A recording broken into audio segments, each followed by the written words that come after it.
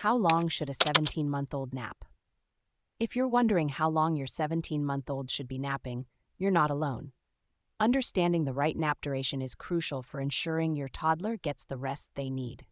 At 17 months, most toddlers are transitioning to a single nap per day, although some may still be taking 2 naps. Let's break it down. For those still on a 2-nap schedule, each nap typically lasts around 1 to 2 hours. For example, the first nap might be 1 hour long, and the second nap could be 1.25 hours long. So in total, they would be getting about 2 to 3 hours of daytime sleep spread across 2 naps. When your child transitions to a single nap, this nap usually lasts between 2 to 3 hours. This is a significant change because it means they need to stay awake for a longer period before and after this nap. For instance, they might wake up at 6:45 a.m., stay awake for about 5 hours, nap from 11:30 a.m. to 1:30 p.m., and then stay awake for another 5 to 5 hours before bedtime.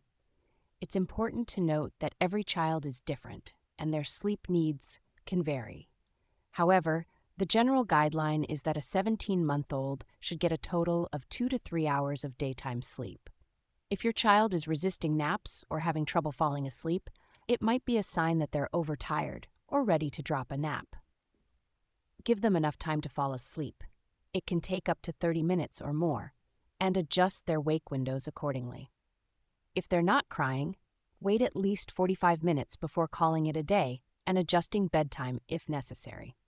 In summary, whether your 17-month-old is taking 1 or 2 naps, the goal is to ensure they get 2 to 3 hours of daytime sleep. This helps them stay happy, energetic, and well-rested throughout the day.